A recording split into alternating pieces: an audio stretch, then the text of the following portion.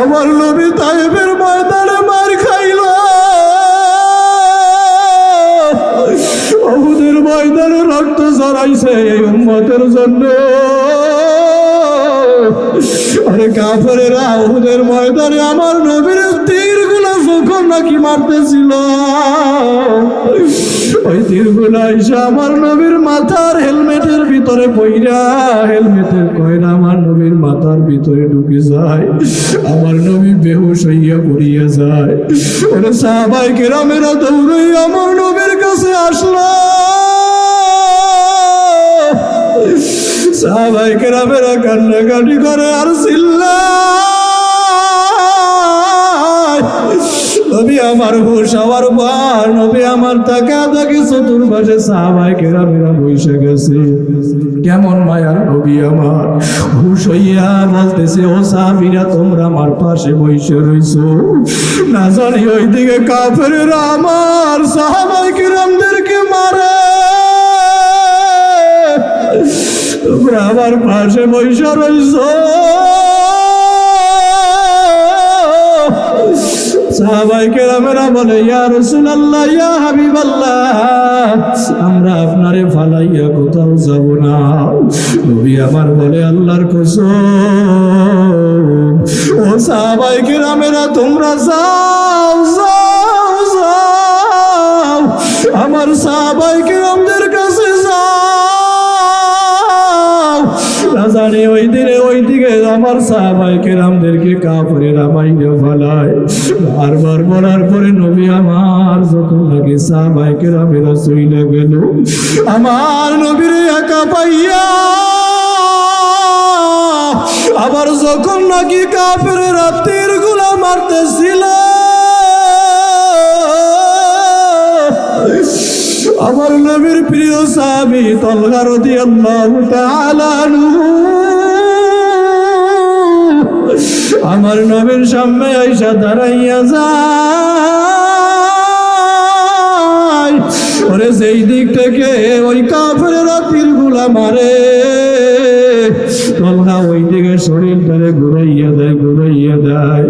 ওই দিন একটা আর দুইটা নয়, ওই দিন 70টা তীর রাফির শরীরের ভিতরে ঢুকছিল। ওই 70টা তীর রাফির শরীরের ভিতরে ওই তালহা ওই দিন 70টা তীর তালহা শরীরের ভিতরে নিয়া ওই পাহাড়ের উঁচু টিলার উপরে উঠে গেছে। কেমন ছিল আমার নবীর ভালোবাসা, মানুষ একটা তীরের আঘাত সইতে পারে না। ওই দিন তালহা 70টা তীর নিয়া কেমনে ওই পাহাড়ের উঁচু টিলায় উঠল, আমার নবীরে কাঁদি কইরা ওই পাহাড়ের টিলায় তালহা উঠা গেল। রে আল্লাহর বান্দারা, মাঝে মাঝে আমার নবী মসজিদে নববী থেকে নামতো আর জোরে হাউমাউ কইরে কান্না কইরে দিত। সাহাবায়ে কেরাম বলে, ইয়া রাসূলুল্লাহ আপনি কেন কান্না করেন বুঝলাম না।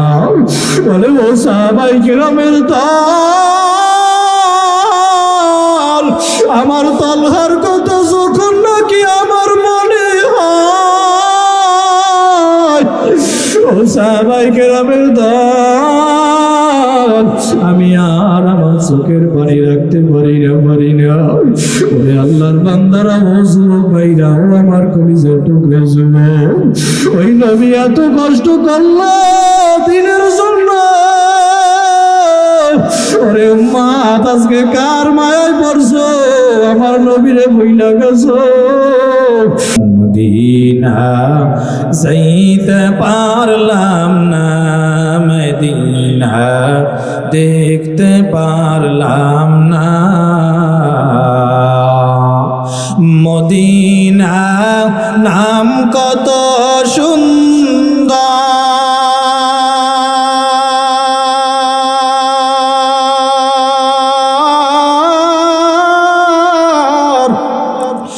মদিনা কেড়ে সে অন্তর, মদিনা নাম কত সুন্দর।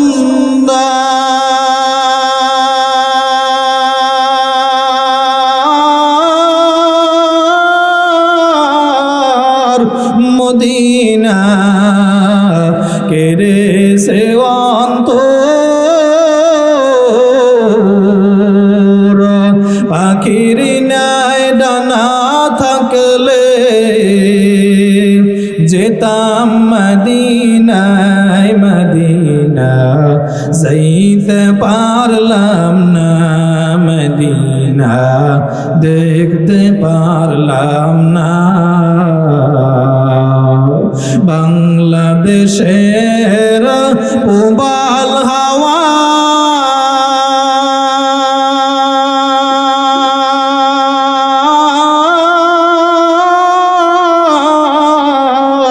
পশ্চিমে করে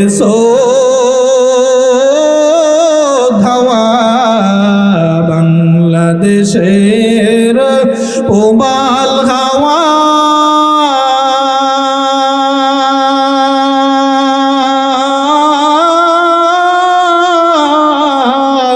পশ্চিমে করে ধাওয়া, এই গরিবের দুঃখী সালাম পৌঁছে দিও মদিনায় মদিনা, যাইতে পারলাম না মদিনা, দেখতে পারলাম না। ওয়ামা আরসালনাকা ইল্লা রাহমাতাল লিল আলামিন। আরো জোরে বলেন আল্লাহু আকবার। ওয়ামা আরসালনাকা, আল্লাহ পাক রব্বুল আলামিন বলেন, হে নবী আমি আপনাকে দুনিয়ার ভিতরে পাঠাই নাই, হে রাসূল আমি আপনাকে দুনিয়ার ভিতরে প্রেরণ করি নাই, ইল্লা তবে পাঠিয়েছি রাহমাতাল লিল আলামিন, গোটা দুনিয়ার জন্য রহমত স্বরূপ হিসাবে। সুবহানাল্লাহ। আল্লাহ পাক রব্বুল আলামিন শুরুতে বলেন নফি লাগাইয়া দিয়া, হে নবী আমি আপনাকে দুনিয়ার ভিতরে পাঠাই নাই। আল্লাহ পাক রব্বুল আলামিন আবার ইল্লা দ্বারা কেন ইসবাত করে দিল? আল্লাহ তো একত্রে বইলা দিতে পারত, ও নবী গো আপনাকে রহমত স্বরূপ হিসেবে দুনিয়ায় পাঠাইলাম। আল্লাহ পাক রব্বুল আলামিন কেন নফি লাগাইয়া দিয়া আবার ইল্লা দ্বারা ইসবাত করে দিল? আল্লাহ পাক রব্বুল আলামিন বুঝাইতে চায়, হে রাসূল আমি আপনাকে বেহুদা ওয়াজাতা দুনিয়ার ভিতরে পাঠাই নাই, আমি আল্লাহ রব্বুল আলামিন আপনাকে রহমত বানাইয়া সম্মান মর্যাদা দিয়ে আমি আল্লাহ দুনিয়ায় পাঠাইলাম। সুবহানাল্লাহ। কেমন মায়ার নবী আমার রহমত, কেমন রহমত! রে আল্লাহর বান্দারা, নবী আমার শুধু আপনার আমার জন্য রহমত নয়, নবী আমার মাছের জন্য রহমত, নবী আমার গাছের জন্য রহমত, চন্দ্রের জন্য নবী আমার রহমত, সূর্যের জন্য নবী আমার রহমত। এরে মুসলমান আল্লাহর গোলাম, গর্তের ভিতরে ছোট ছোট যে পিপিলিকা গুলো দেখতে পান, এই পিপিলিকার জন্য নবী আমার রহমত। সুবহানাল্লাহ। মায়া নবী আমার সাহাবায়ে কিরামদেরকে নিয়ে জঙ্গলের ভিতরে হাঁটতেছে, শোনে চতুর্দিক থেকে শুধু সালামের আওয়াজ আর সালামের আওয়াজ। সাহাবায়ে কেরাম পিছন দিক থেকে ডাক দিয়া বলতেছি, ইয়া রাসূলুল্লাহ, ইয়া হাবিবাল্লাহ, ও মায়ার নবী আমার, আমরা ছাড়া তো আপনার সাথে আর কেউ নাই। ও নবী আমার, এত সালামের আওয়াজ কোথা থেকে আসতেছে? নবী আমার ডাক দিয়া কয়, ও সাহাবায়ে কেরামের দলেরা, তোমরা কি শুধু মনে করছো আমি শুধু তোমাদের জন্য নবী? না না না, ও সাহাবায়ে কেরামের দল, আমি নবী শুধু তোমাদের জন্য নবী নয়, আমি নবী হইলাম জংলার পশু পাখির জন্য নবী। আমি নবীর জংলার ভিতরে আগমন শুনিয়া এই জংলার হরিণী, এই জংলার পশু পাখি আমি নবীর সালাম জানাই। সুবহানাল্লাহ। সাইয়্যিদুল কাউন নাইনে খতমুল মুরসালিন আখিরামত মুদে ফখরুল আউয়ালিন শুধু ওজুদাস রহমাতাল লিল আলামিন মসজিদে শুধু আমারো এ জমিন। বুঝা গেল মাদারীপুরের মুসলমান আমার নবীরে গাছে চিনলো, আমার নবীরে মাছে চিনলো, জঙ্গলার হরিণী পশু পাখি আমার নবীরে চিনলো। আর ওই নবীর উম্মত আমরা হই না, এখনো পর্যন্ত আমার নবীরে আমরা চিনতে পারি নাই। যদি আমার নবীরে চেনার মতো চিনতে পারতাম, এই বাংলার জমিনে দাঁড়াইয়া কোন বেঈমানের বাচ্চা, কোন নাস্তিকের দল আমার নবীরে নিয়ে কথা বলতে পারতো না, ঠিক কিনা? আজকে বেঈমানের দল, নাস্তিকের দল আমার নবীরে নিয়ে কথা কয়। এরে আল্লাহর বান্দারা, ইন্ডিয়ার বেঈমানেরা আমার নবীরে গালি দেয়। বাংলার জমিনের আসাদুরের মতো নাস্তিকের বাচ্চা আমার নবীরে নিয়ে কথা কয়। ওই ফ্রান্সের লাল কুত্তার দলেরা আমার নবীরে নিয়ে ব্যঙ্গ পত্রিকা করে। এরে আল্লাহর বান্দারা, আর বাংলাদেশের একদল মুসলমান তারা ল্যাপ কুম্বল গাই দিয়া ঘুমায়, মুসলমানের কোনো খবর নাই, ঠিক কিনা? জোরে কর। মুসলমান আল্লাহর গোলাম যদিও একদল ময়দানের ভিতরে ঝাঁপাইয়া পড়ে, যেই কোনো ইস্যু হোক, বেঈমানেরা কুরআন নিয়ে কথা বললে, নাস্তিকেরা কুরআন নিয়ে কথা বললে, আমার নবীরা নিয়ে কথা বললে, বাংলার জমিনের বড় বড় উলামায়ে কিরামের দল একদল ময়দানে তাওহীদি জনতা ঝাঁপাইয়া পড়ে, আর একদল মুসলমান এরা করে বৈশালাপ কম্বল গায়ে দিয়া ঘুমায়, আর তিস্কারি করে নামছে ওই দল মার খাইবে না, তো আমাদের দল না, ঠিক কিনা? ও মুসলমান আমার ভাই, আমি আপনাদের কাছে জানবার চাই আমাদের আল্লাহ কয়জন?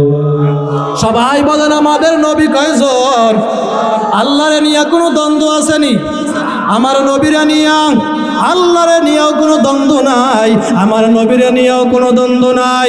আমাদের আল্লাহ এক, আমাদের নবী এক, আমাদের কোরআন এক, আমাদের বাইতুল্লাহ এক। মুসলমান হতে পারো তুমি আওয়ামী লীগ করো, হতে পারো বিএনপি করো, জামাত জাসদ বাসদ চরমনাই হেফাজত তবলিগ যেই দল করো না কেন, যখন নাকি দেখবো বাংলার জমিনে দাঁড়াইয়া কোনো বেঈমানের দল, কোনো নাস্তিকের দল কোরআন নিয়ে কথা কয়, ইসলাম নিয়ে কথা কয়, আমরা মুসলমান আর দলমত কিছু দেখবো না। আগে ওই বেঈমানের বিচারের জন্য আমরা ময়দানে ঝাঁপিয়ে পড়বো, রাজি আছি না? নাই? নারায়ে তাকবীর। হে মুসলমান আল্লাহর গোলাম, আজকে ৯২% মুসলমানের দেশে দাঁড়াইয়া বেঈমান নাস্তিকেরা কেন কথা বলার সাহস পায়? ও মুসলমান ভাই গো, আজকে মুসলমান হক কথা বলতে ভয় পায়, মুসলমান তাকবীর দিতে ভয় পায়, মুসলমান ময়দানে নামতে ভয় পায়। আজকে মুসলমান দল নিয়ে দ্বন্দ্ব করে, আজকে মুসলমান টুপি নিয়ে দ্বন্দ্ব করে। মুসলমান এখন আর দলাদলি করার সময় নাই, এখন কেট কোন টুপি পরলো দেখার আর সময় নাই। আমরা মুসলমান, ইন্নাদ-দীনা ইনদাল্লাহিল ইসলাম, আমাদের ইসলাম নিয়ে যদি কোনো বেঈমানের বাচ্চা কথা কয়, আমরা মুসলমান আগে ওই বেঈমানের বিচার করব, ঠিক কিনা? দেখেন না বাংলার জমিনে দাঁড়াইয়া যখন নাকি বেশ্যা তসলিমার মতো নাস্তিক যখন নাকি আমার রাসূলের নিয়ে কথা বলছিল, কোরআন নিয়ে কথা বলছিল, যখন নাকি কোরআন নিয়ে কথা বলছিল, আল্লাহরে জালেম বলে গালি দিছিল, মুসলমান বাংলার জমিনের বড় বড় উলামায়ে কিরামের দল ওই ঢাকার রাজপথে দাঁড়াইয়া যখন নাকি বেশ্যা তসলিমার বিরুদ্ধে স্লোগান দিছিল, বেশ্যা তসলিমা বলার পালানেরও জায়গা পায় নাই। শাহজালাল ইয়ামিনী রহমাতুল্লাহি আলাইহি ওই সিলেটের জমিনে দাঁড়াইয়া যখন নাকি গৌর গোবিন্দর বিরুদ্ধে স্লোগান দিছিল, গৌর গোবিন্দ বলার পালানেরও জায়গা পায় নাই। এবার মুসলমান আওয়াজ দিয়া বলো, আমরা ওই মুসলমান এখনো আছি না? নাই? আমাদের আওয়াজ এখনো আছে না নাই? আমাদের হুঙ্কার এখনো আছে না নাই? এবার দেখা যাবে মুসলমানের তাকবীরের পাওয়ার কেমন, এবারে তাকবীর দিতে হবে, কারণ মুসলমানের তাকবীর বেঈমান নাস্তিকেরা ভয় পায়। মুসলমান যখন মাদারীপুরের জমির থেকে তাকবীর দেয়, বেঈমান নাস্তিকের অন্তরের ভিতরে কম্পন শুরু হয়ে যায়। এবারে নারায়ে তাকবীর। এই তাকবীরে হবে না, মুরব্বীরা বেয়াদবি মাফ করবেন। 1 2 3 বলার সঙ্গে সঙ্গে সবাই আল্লাহু আকবার কইরা লাফ দিয়ে দাঁড়ায় যাব। 1 2 3 আল্লাহু আকবার কইয়া দাঁড়াইয়া যা। নারায়ে তাকবীর। হাত মুঠ করেন, হাত মুঠ করেন। বেঈমান নাস্তিকের ঘরে কিল দিয়ে দেখা দিবেন। এই দেশে টুপিওয়ালা পাগড়িওয়ালা ইমানদার মুজাহিদ এখনো আছে। ও বেঈমানের দল, ও নাস্তিকের দল, কান খুলিয়া শুনিয়া রাখো। আমরা মুসলমান এখনো মরি নাই, আমরা মরি নাই। আমরা মুসলমান এখনো শাহজালাল আমিরের উত্তরসূরি আছি। আমরা ওমরের উত্তরসূরি আছি। আমরা মুসলমান। একটা পিঠের ভিতরে কিল দিলে পিঠের চামড়া থাকবে না, ঠিক কিনা? এবারে নারায়ে তাকবীর। আল কোরআনের আলো, কোরআন সুন্নাহর আলো। নারায়ে তাকবীর। আলেম ওলামা যেখানে, ওয়াজ মাহফিল যেখানে, কোরআন হাদিস যেখানে, মাদ্রাসা মসজিদ যেখানে, নারায়ে তাকবীর। গান বাজনা যেখানে, স্টার জলসা যেখানে, জি বাংলা যেখানে, কিরণমালা যেখানে, নারায়ে তাকবীর। নারায়ে তাকবীর। আল্লাহু আকবার। নারায়ে তাকবীর। আল্লাহু আকবার। চিল্লা বলেন নারায়ে তাকবীর। 2 সেকেন্ডের ভিতরে সামনে গাইয়া বসে যান। ওয়ামা আরসালনাকা ইল্লা রাহমাতাল লিল আলামিন।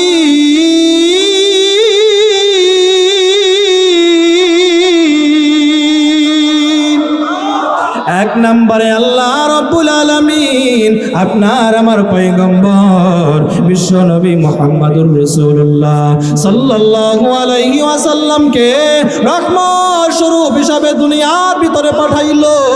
2 নাম্বার লাকাদ কানা লাকুম ফি রাসূলিল্লাহি উসওয়াতুন হাসানাহ।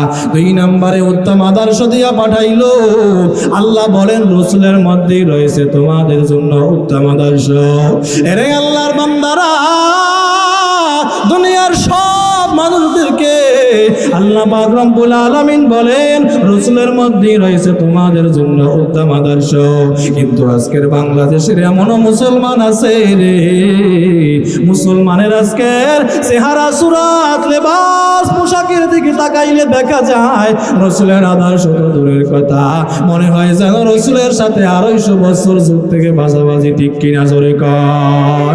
আজকে আমার সোনার ছেলেরা, আজকের বাংলার জমিনের যুবকেরা আজকে রাসূলের আদর্শ বাদ দিয়া আজকে আদর্শ ধরছে ও আমেরিকার, আজকে আদর্শ ধরছে বলে ওই কাকা কেমনে চুলের ভিতরে ছাড় দিল, ওই মেসে কেমনে চুলের ভিতরে ডিজাইন দিল, বলে নেইমার কেমনে চুলের ভিতরে ছাড় দিছে। আমার দেশের মাইয়া পোলার আজকের এইগুলো অনুসরণ কইরা চলে আসে না নাই? ও যুবক ভাই গো, আজকে যুবক ভাইদের চুলের ফ্যাশন ডিজাইন কি হায় হায়, দেখবেন চতুর্পাশে কোনো চুল নাই, মাঝখানে দুগলা চুল রাখছে। জিজ্ঞেস করবেন কি স্যার দেছো, ভাই হুজুর বুঝবেন না, বাড়ি স্যার বাড়ি স্যার আছে আপনাকে লাগাই, হুজুর বুঝবেন না, বাড়ি স্যার দিস। আবার দেখবেন শীতের দিনে জিন্সের প্যান্টের ডিজাইন কি এখানে চিরা হাঁটু পর্যন্ত দেখা যায়, পশম দেখা যায়, কতদিন পর যে কি দেখা যাইবে আল্লাহই ভালো জানে।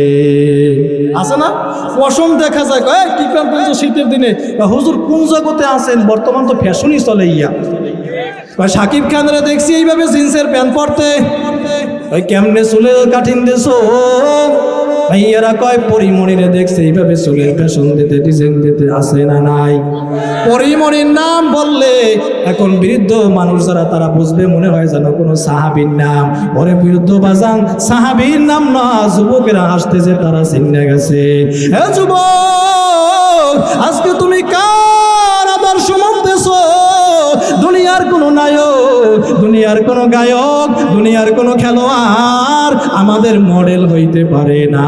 আমাদের মডেল হবে বিশ্ব নবী মুহাম্মদুর রাসূলুল্লাহ সাল্লাল্লাহু আলাইহি ওয়াসাল্লাম, যার আদর্শ সম্পর্কে আমার আল্লাহ জানাইয়া দেয় ওয়া ইন্নাকা লাআলা খুলুকিন আযীম। আমার নবীর চরিত্র হচ্ছে মহান চরিত্র, উত্তম চরিত্র। ওরে মুসলমান আমার ভাই, আজকে তুমি কার আদর্শ মানতেছো? তবে শুনে নাও, শুনে নাও। قال النبي صلى الله عليه وسلم من تشبه بقوم فهو منهم। যার সঙ্গে যার মোহাম্মত তার সঙ্গেই হবে তার সাথে কিয়ামত। এ যুবক, দুনিয়ার ভিতরে যার সাথে তোমার চলাফেরা, যার সাথে তোমার ওঠা বসা, যার সাথে তোমার ওঠা বসা লেনদেন কথাবার্তা মোহাম্মত, তার সাথেই হবে তার সাথে কিয়ামত। যুবক ভাই, এখন সিদ্ধান্ত তোমার। আল্লাহ তোমারে আকল দিল, জ্ঞান দিল, আল্লাহ তোমারে বিবেক বুদ্ধি দিল। ওয়ালাকাদ কাররামনা বানি আদম, আল্লাহ মানুষকে বড় সম্মানী জাতি হিসাবে বানাইলো। আল্লাহ আকল দিয়েছে, আল্লাহ জ্ঞান দিয়েছে, বুদ্ধি বিবেক দিয়েছে। এখন সিদ্ধান্ত তোমার। তুমি কি আমার রাসূলের আদর্শ মাইনা তুমি কি আজকের জান্নাতি হবা, নাকি ওই বেঈমানের আদর্শ মাইলা জাহান্নামী হবা? সব সিদ্ধান্ত এখন হইছে তোমার। তবে মাদারীপুরের মুসলমান, আমি আপনাদের কাছে জানবার চাই, আমরা আদর্শ মানব কার? জোরে কোন রাসূলের আদর্শ কার আদর্শ? আদর্শ মানতে হবে আমার রাসূলের। এরে আল্লাহর বান্দারা, আমার রাসূলের কেমন আদর্শ? আমার নবীর এত সুন্দর আদর্শ, মক্কার কাফেররা পর্যন্ত আমার নবীর আদর্শ দেখা কালেমা পড়ে মুসলমান হয়ে গেছে রে ভাই।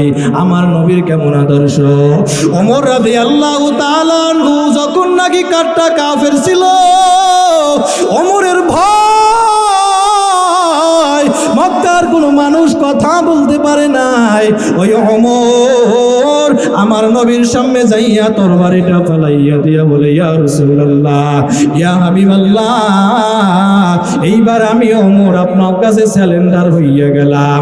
আমি এইবার আপনারে মারতে আসি নাই, ও নবী আমার, এইবার আমি নিজে মরার জন্য আইসা গেছি।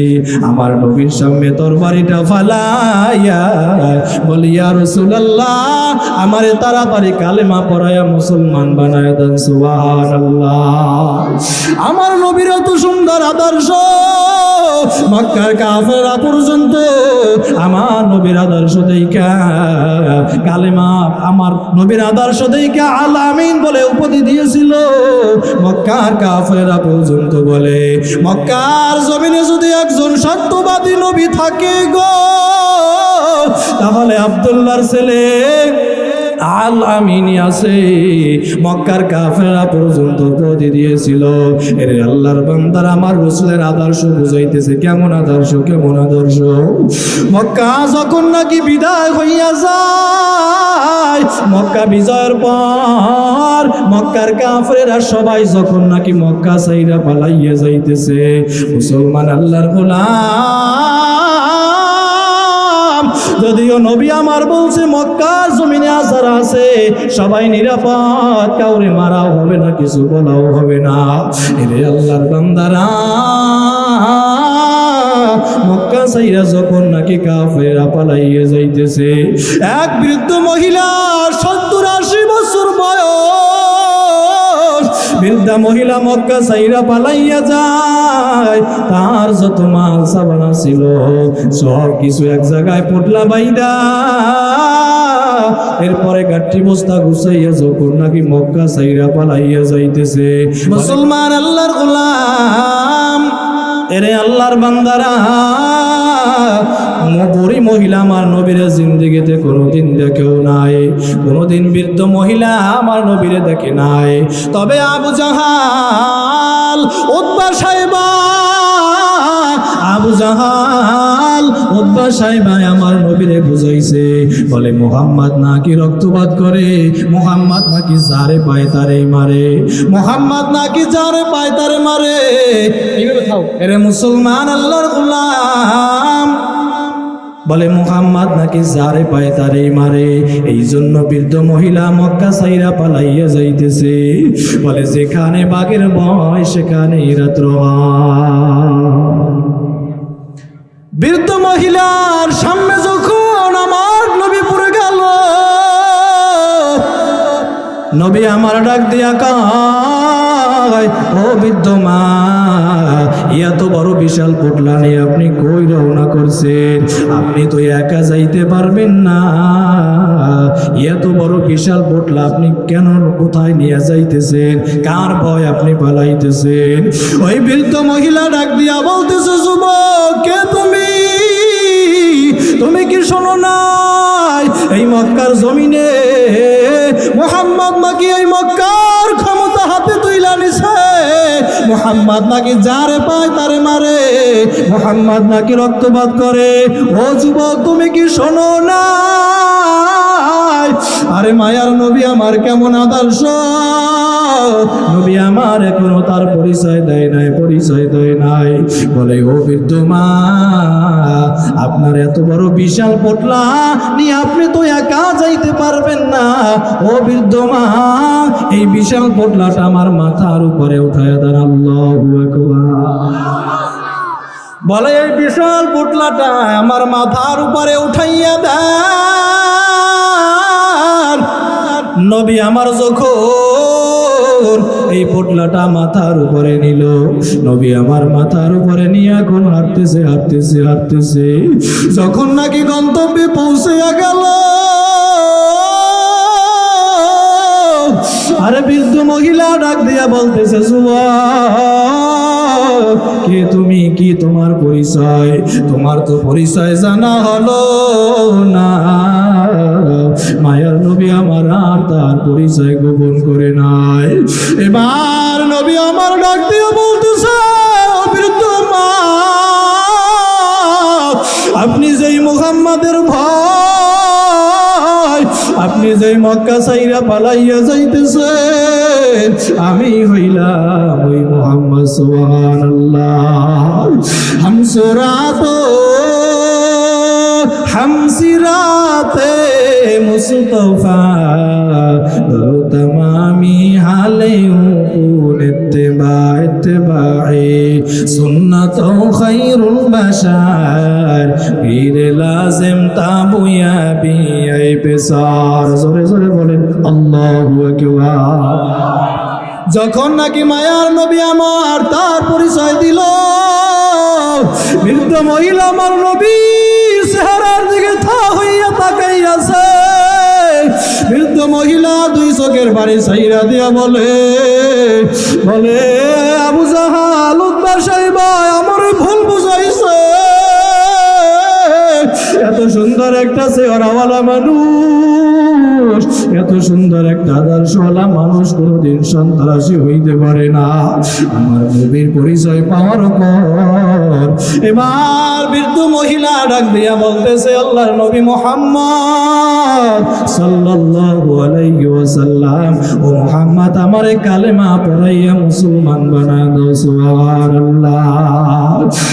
ইমামুল أولين الآخرين بحر صدقة رحمة للعالمين سيد الكونين ختم المرسلين آخر عمود بود فخر الأولين।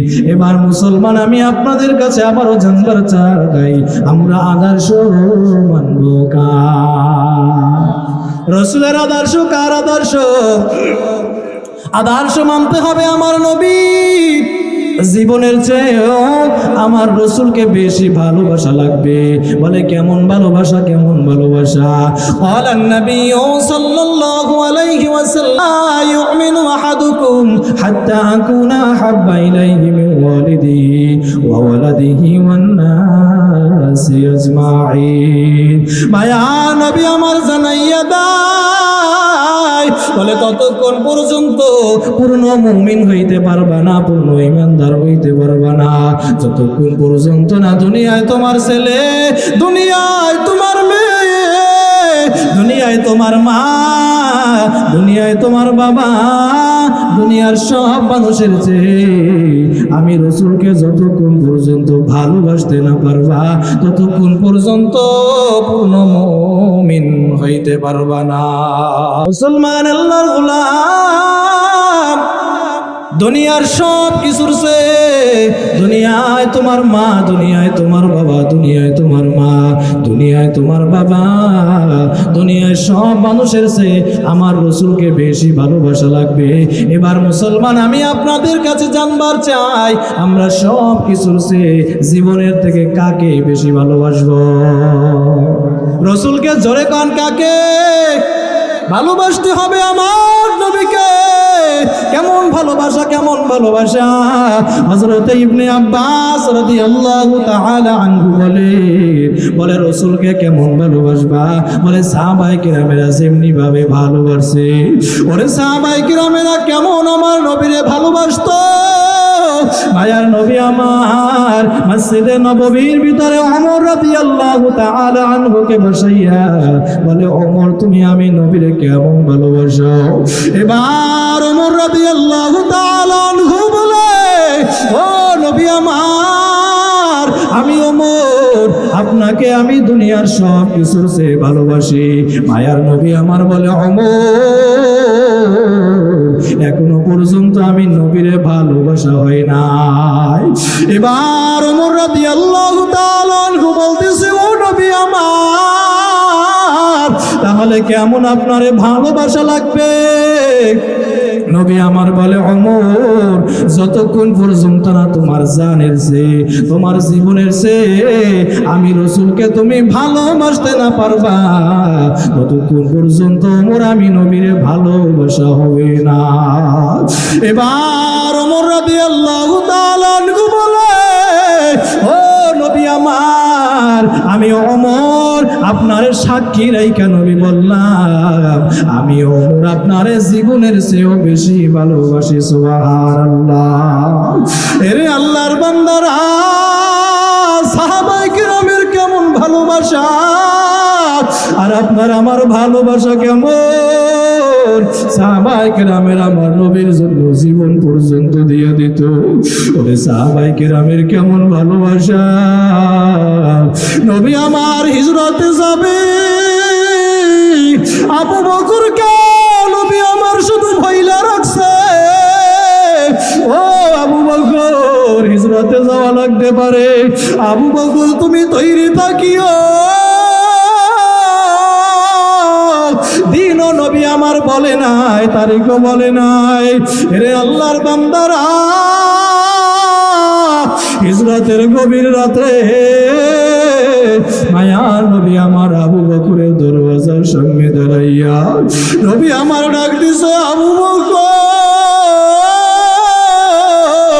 ওরে একটা ডাকের সাথে সাথে আবু বকর বলে, ইয়া রাসূলুল্লাহ, ইয়া হাবিবাল্লাহ, আমি আবু বকর হাজির।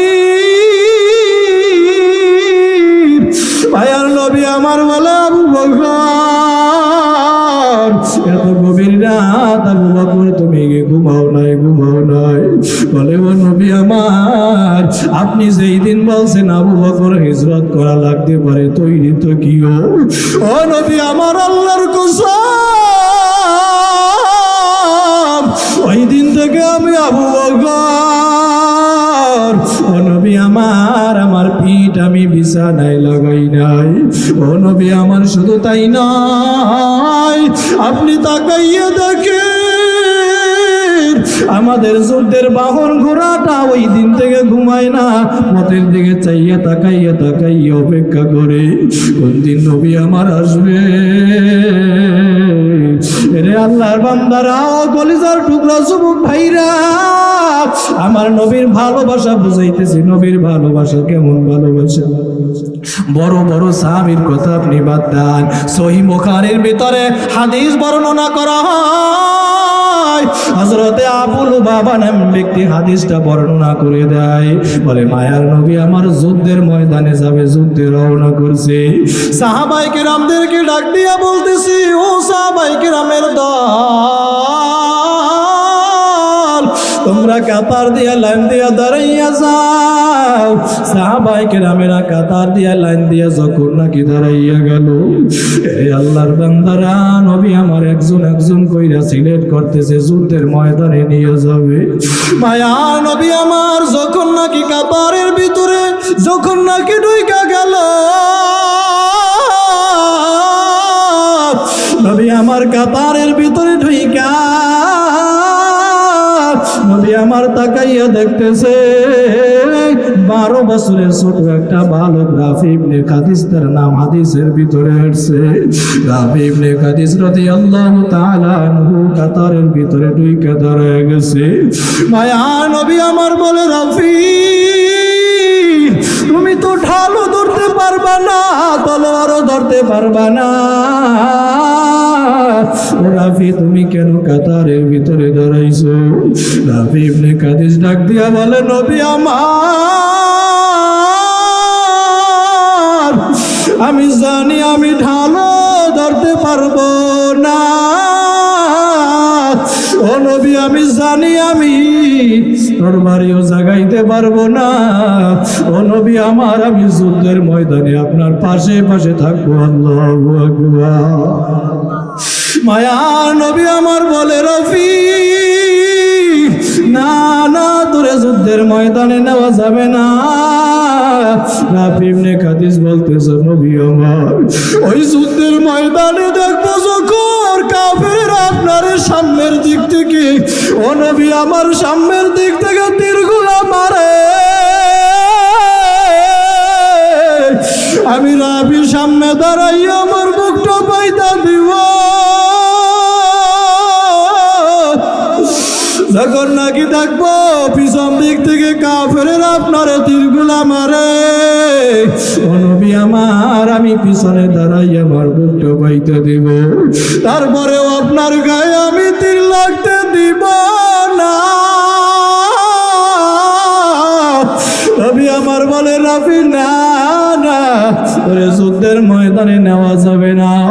ওরে মুসলমান আমার ভাই, রাফি ইবনে কাদিস যখন নাকি কান্না করতে করতে বাড়ির ভিতরে চইলা যায়, কিছুদিন যাইতে না যাইতে আমার যুদ্ধের দামামা বেজে গেছে। রে আল্লাহর গোলাম, মায়ার নবী আমার সাহাবায়ে কেরামদেরকে আবার বলতেছে, ও সাহাবায়ে কেরামের দল, তোমরা কই আবার কাতার দিয়া লাইন দিয়া দাঁড়াইয়া যাও। ওরে সাহাবায়ে কেরামেরা আবার যখন নাকি কাতার দিয়া লাইন দিয়া দাঁড়াইলো, ওই রাফি ইবনে কাদিস আবার যখন নাকি ঘোষণা শুনলো, ওরে ঘোষণা শুই না আবার যখন নাকি কাতারের ভিতরে লাইনের ভিতরে দাঁড়াইয়া গেল, ওই রাফি ইবনে কাদিস জানে আগের বার নবী আমার যুদ্ধের ময়দানে নেই না, এবারও মনে হয় আমার যুদ্ধের ময়দানে নিবে না। ওই রাফি ইবনে কাদিস সাহাবায়ে কেরামের হাত দুইটা ধরে, সাহাবায়ে কেরামের পা দুইটা ধরে, আর বলে, ও সাহাবায়ে কেরাম আমার ভাই,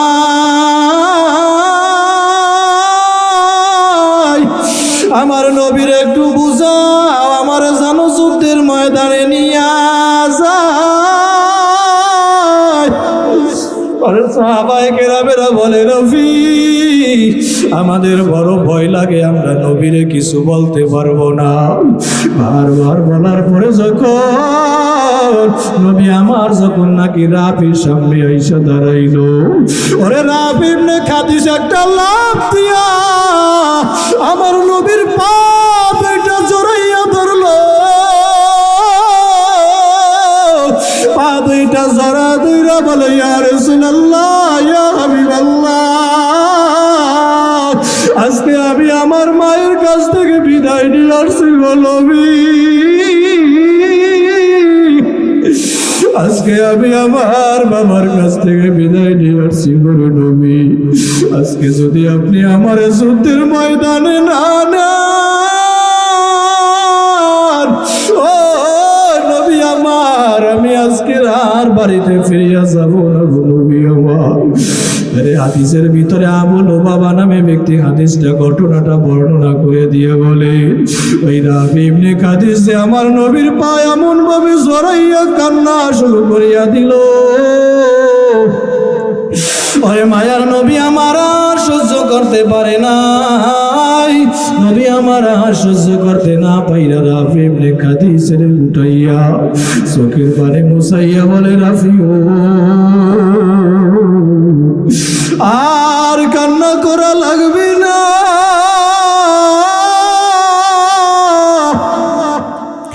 নবী আমার রাফির হাতে একটা তলোয়ার দিয়া রাফির ঘোড়ার উপরে নবী আমার উঠাইয়া বলে, রাফি যা যা যুদ্ধের ময়দানে নাইমা যা। এরে আল্লাহর বান্দারা, রাফি ইবনে খাদিজ যখন নাকি যুদ্ধের ময়দানে নাইমা গেল রে ভাই, যুদ্ধের ময়দানে রাফি ইবনে খাদিজ যখন নাকি নামলো, ওরে মনে হয় যেন রাফির তরবারির ভিতরে আগুন লেগে গেছে। আল্লাহু আকবার। মুসলমান আল্লাহর গোলাম রাফি ইবনে খাদিজ যখন নাকি যুদ্ধের ময়দানে নাইমা গেল, এরে আল্লাহর বান্দারা মনে হয় যেন রাফির তরবারির ভিতরে আগুন ধরে গেছে। ওরে রাফি ইবনে খাদিজ যুদ্ধের ময়দানে নাইমা এক একটা কাফিরের গর্দান আলাদা কইরা দিতেছে। আল্লাহু আকবার, ধরে বলেন আল্লাহু আকবার। রাফি ইবনে খাদিজ যুদ্ধের ময়দানে নামলো, এক একটা কাফিরের গর্দান ফালাইয়া দেয়। ওরে কাফেরেরা এই দৃশ্যগুলি দেখার পর এক কাফের দৌড়াইয়া এসে রাফির বাম ডানায় পিছন দিক থেকে তরবারি দিয়ে একটা আঘাত করছে। রাফি ইবনে খাদিজের হাতটা কাইটা সামান্য চামড়ার সাথে অল্প একটু চলে আসে, হাতটা বুকের সাথে বাড়ি খায়, পিছনে পিঠের সাথে বাড়ি খায়, আর হাত দিয়া টপ টপ করিয়া রক্তগুলা পড়ে। রাফি ইবনে খাদিজের যুদ্ধ করতে বড় কষ্ট হইতেছে। ওরে রাফি ইবনে খাদিজ কি করবে? ওই যে হাতটা কাইটা চামড়ার সাথে ঝুলে আছে, ওরে ওই হাতটারে পায়ের সাথে বাজাইয়া একটা টান দিয়া সিররা ফালায় দিয়ে আবার যুদ্ধের ময়দানে নামছে। আল্লাহু আকবার। আরে যখন নাকি যুদ্ধের ময়দানে নামলো, ওই হাত দিয়া টপ টপ করিয়া রক্তগুলা পড়ে। রাফি ইবনে খাদিজ ডান হাতে তরবারিটা নিয়া বলে, ও কাফেরের দল, আমার জীবন থাকতে আমি আমার নবীরে ফালাইয়া যাব না, আমার একটা হাত তোরা কাইটা বলাইছ, আমি জীবন থাকতে আমার নবীরে ফালাইয়া আমি যাব না। আরে যুবক ভাই, আমার নবীর কেমন ভালোবাসা ভালো কইরা বুঝো,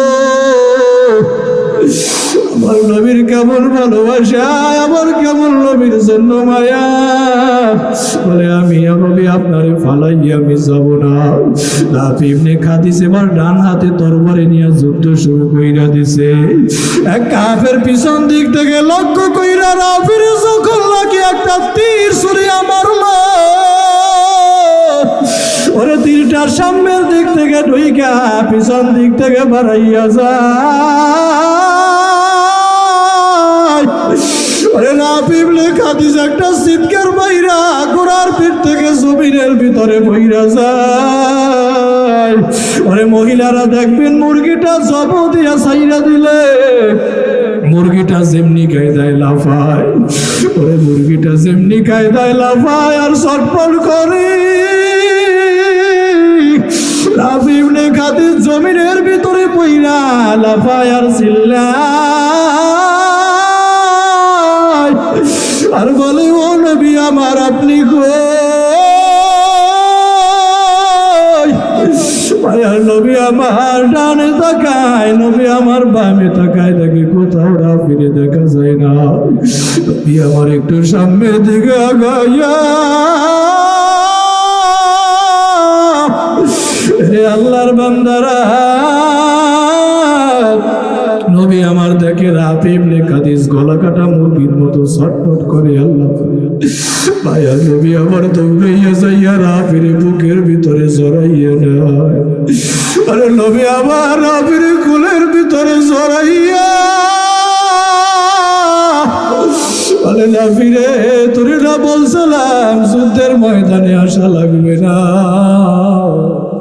কেন আজকে যুদ্ধের ময়দানে আসছো? আজকে তো তোর এই অবস্থা হইতো না। হাদিসের ভিতরে আবু লুবাবা নামে ব্যক্তি হাদিসটা বর্ণনা করে দিয়ে বলে, মায়ার নবী আমার তার হাঁটুটা বালুর উপরে এভাবে রাইখা ওরে ওরে উড়ুর উপরে রাফি ইবনে খাদিজের মাথাটা দিয়া রাফিরে শোয়াইয়া, আরে নবী আমার রাফির মাথায় মুছা দেয়, বলে রাফি রে তুই কেন যুদ্ধের ময়দানে আসছো? রাফি ইবনে খাদিজ 12 বছর বয়স, কি বা বুঝে?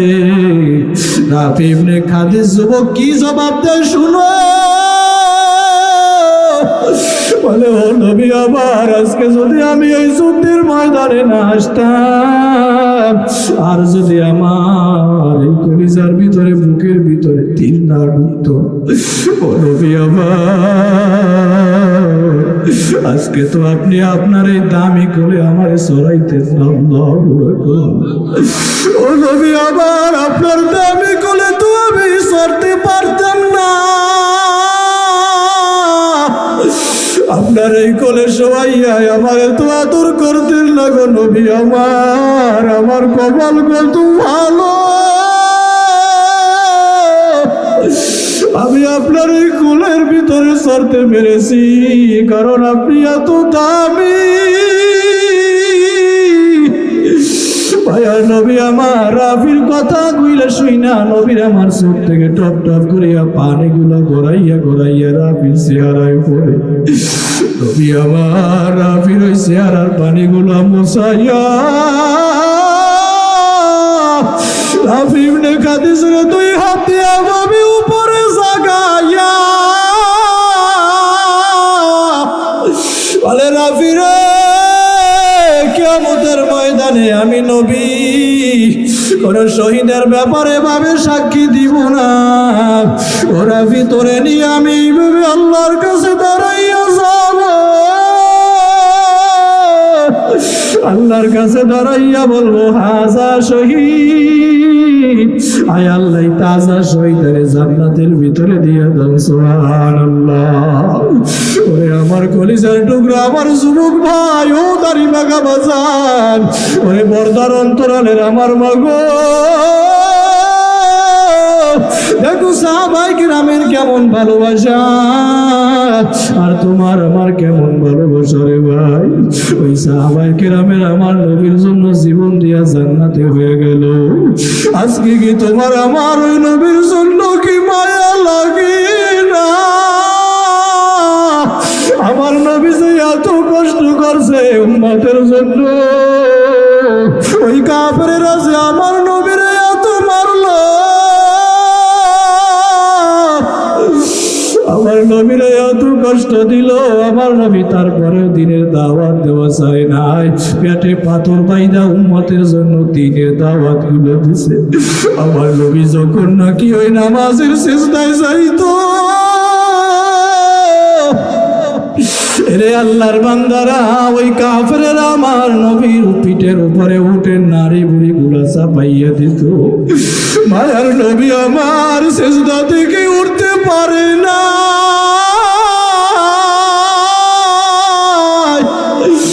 আমার নবীর আদরের কন্যা ফাতিমা রাদিয়াল্লাহু তাআলা আনহা কখনো ছোট, উঠের নারী বুড়ি গুলো আমার নবীর পিঠ থেকে টাইনা টাইনা নামায় আর বলে, ও সাহাবায়ে কেরামের দল, ও কাফেরের দল, আমার বাবার দুনিয়ায় কেউ নাই, আমার বাবার মা নাই, আমার বাবার আব্বা নাই, আমার বাবার তোরার বারিশ না, বারিশ না, আমার বাবার এই দুনিয়ায় কেউ নাই। ওরে এতিম নবী আমার দুনিয়ায় মা নাই, বাবাও নাই। এই মজলিসে কত মানুষ বৈশাখ আছে, কার জানে আমার নবীর মতো মা নাই। আমার নবী এতিম পাইলে মাথায় হাত বুলাইয়া দিত রে ভাই। আজকে মাঠের ভিতরে কত এতিমেরা বৈশাখ আছে, কার জানো মা নাই,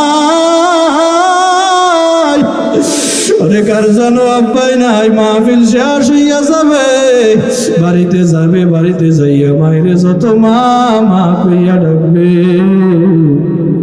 ওই মা আর সারা দেবে না রে ভাই। অজুয়াক, ওই মা যে তোমারে আমারে নিয়ে এত কষ্ট করলো, ওরে মা কত কষ্ট করলো। হযরতে আবু হুরায়রা আমার নবীর কাছে এসে বলে, কিনা ইয়া রাসূলুল্লাহ, ওগো আল্লাহর রাসূল, মানাবার আমার কাছে সবচেয়ে সদাচরণ পাওয়ার অধিকারী কে? নবী আমার বলে, উম্মাকা, তোমার মা। আবু হুরায়রা আবার বলে, সুম্মা মান? ক্বালা, ও নবী আর পরে কে? নবী আমার এরপরে বলে, ক্বালা উম্মাকা, তোমার মা। দ্বিতীয়বার আবার যখন বললো নবী আর পরে কে, নবী আমার তৃতীয়বারও বললো, উম্মাকা, তোমার মা। ওরে তিনবার মায়ের কথা বলার পর চতুর্থবার নবী আমার বলে, ক্বালা আবাকা, এরপরে হইছে তোমার বাবা। ওরে মায়ের কথা বলছে তিনবার, বাবার কথা বলছে একবার। ওরে মায়ের কথা তিনবার কেন বলছে জানো? তোমার আমার মা তোমারে আমারে গর্বে নিয়ে আসে এত কষ্ট সহ্য করছে রে ভাই। ওরে তোমার আমার মায়ের যখন লাগি আপনি আর আমি গর্বের ভিতরে ছিলাম, ওই মা যখন নাকি কানার প্লেট দিয়ে খানা খাইতে বসছে, এমন সময় মায়ের পেটের ভিতরে লাথি লাগাইয়া দিছ। তোমার আবার মা খানার প্লেটটা রাইখা ওরে রুমের ভিতরে যাইয়া ফুপাইয়া ফুপাইয়া কান্দে। তোমার আমার বাবা দৌড়াইয়া এসে বলে, বিবি তুমি কেন খাও না? তোমার আমার মা চোখের পানি চাইরা দিয়া বলে, প্রাণের স্বামী আমার সন্তান আমার পেটের ভিতরে লাথি লাগাইয়া দিছে, এই বেদনায় আমি মা আর খাবার খাইতে পারি না। তোমার আমার বাবা তোমার আমার মায়ের মাথার উপরে মশা দিছে আর সান্ত্বনা দিয়ে বলছে, ওরে বিবি একটু ধৈর্য ধর, এই সন্তান একদিন দুনিয়ার ভিতরে আসবে। ও বিবি, এই সন্তান ধরে মা কইয়া যখন ডাক দিবে, তুমি তোর কলিজাটা ঠান্ডা হয়ে যাবে। আমি বাবারে যখন বাবা কইয়া ডাক দেবে, আমি বাবার কলিজাটা ঠান্ডা হয়ে যাবে। যুবক ভাইরা, ওই বাসে কত কষ্ট করিয়া দুনিয়ায় আনলো, আজকে ওই মায়ের মারো, ওই বাবারে মারো। আজকে ওই মায়ের জিগাও না। মাঝে মাঝে ফেসবুকে খবরের ভিতরে দেখি সন্তান বাবারে মারে, মাইরে মারে। ওরে কপাল পোড়া সন্তান যখন মায়েরে হারাইয়া বলাবি বুঝবি, সারা দেশে চিল্লাবি আর কানবি। আরে মাঠের ভিতরে তাকাইয়া দেখ, কত এতিমেরা বাড়িতে যাইয়া আজকে মায়েরে মা বইলা ডাক দিয়া পাবি না। আমি আজকের মোনাজাত দিয়া বাড়িতে যাব, বাড়িতে যাইয়া যত মায়ের মা মা বইলে ডাক দিব, মায়ার সারা দেবে।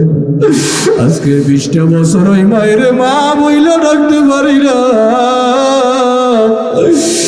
আল্লাহর বান্দারা, আমার মায়ের বড় আশা ছিল আমারে আলেম বানাইবে, আমার মায়ের জানাজা আমি পড়াবো। আজকে ওই মায়ের দোয়া কবুল হইয়া গেছে। আমার মা দেখে যাইতে পারে না, তার সন্তানটা কত বড় হইয়া গেছে।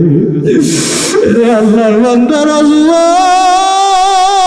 আমার মা ছোটবেলায় যে এত কষ্ট করছে আমি দেখছি। আরে কত কষ্ট কইরা যে মাদ্রাসায় পড়লাম বুঝাইতে পারবো না। আজকে এই মজলিসের ভিতরে দেখি কার কার মা নাই বাবা নাই, একটু হাতটা জাগাইয়া দেখা।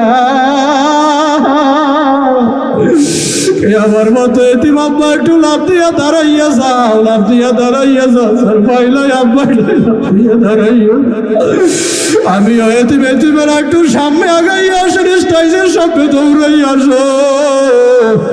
কে আমার হাতের সাথে হাত দিয়ে আজকে মায়ের জন্য কান্না করবো, স্টাইজের সামনে আইসা আর বলটা দইরা দাঁড়াইয়া যা। যুবক চোখের ভিতরে পালি মায়েরে হারাইছে। একজনের পিঠের সাথে আর একজনের পিঠ দিয়ে আপনি এখানে দাঁড়াইয়া যান। এতিমেরা মহারা বাবারা সন্তানেরা সামনে আইসা দাঁড়াইয়া যান। আরে আল্লাহরা চোখের বাড়ি চাইরা দাও। আরে ওই মার চেহারাটাও কি মনে পড়ে না? ওই আব্বার চেহারাটাও কি মনে পড়ে না? চোখের বাড়ি চাইরা আমার মাওলারে জোরে একটা ডাক দেন আল্লাহ, জোরে জোরে আরো সরে মালিকের ডাক দেন আল্লাহ, আর বলেন আল্লাহ আমার মায়ের মাফ কইরা দাও, আল্লাহ আমার আব্বারে মাফ কইরা দাও। আল্লাহ তাকা দেখো দিবেরা, আমার হাতের সাথে হাত মিলাইয়া কান্না করে রে মালিক। মায়ে যে আমার চইলা গেল জনমের গিয়া আর মায়ের পাবো না, বাবা আমার চইলা গেল জনমের গিয়া আর বাবারে পাবো না। এতিমেরা মাহারা বাবারা সন্তানেরা চাইরা বসিয়া যাও, সামনে বসিয়া যাও ওরে আমার মাওলা রে।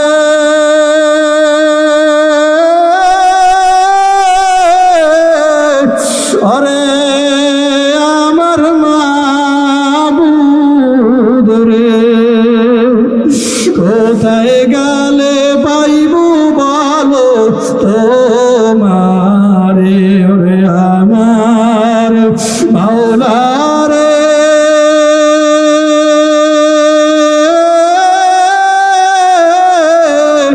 আমার দয়ার মাবুদ রে, কোথায় গেলে পাইব বলো তোমারে।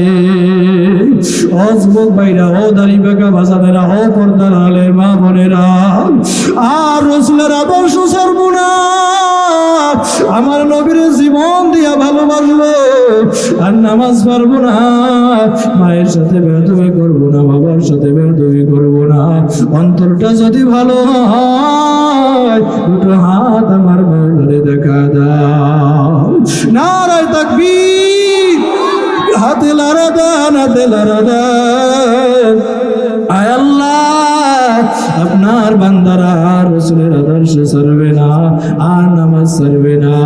আয় আল্লাহ, আপনার রাসূলের জীবন দিয়া ভালোবাসবে, মায়ের সাথে বেয়াদবি করবে না, বাবার সাথে বেয়াদবি করবে না। আল্লাহ সব হাতগুলা কবুল আর মঞ্জুর করে আল্লাহ আমিন। যতটুকু আলোচনা করলাম আল্লাহ আমি সবাইকে আমল করার তৌফিক দান করুন, বলেন আমিন।